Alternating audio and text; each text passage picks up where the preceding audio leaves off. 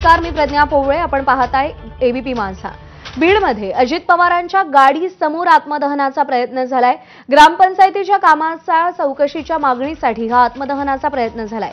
अंगावर डिझेल ओतून घेत आत्मदहनाचा प्रयत्न केलाय शेखर थोरात या आंदोलकाला पोलिसांनी वेळीच रोखलेलं आहे.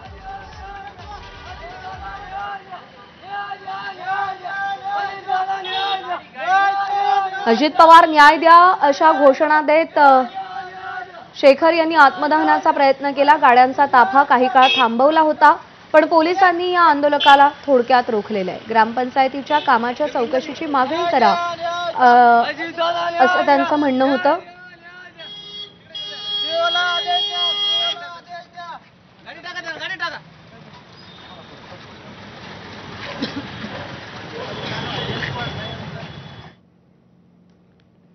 दरम्यान अजित पवारांच्या दौऱ्यामध्ये शरद पवारांच्या राष्ट्रवादीच्या कार्यकर्त्यांनी आंदोलन केलंय. गळ्यात बाजरीच्या कणसाची माळ घालून हे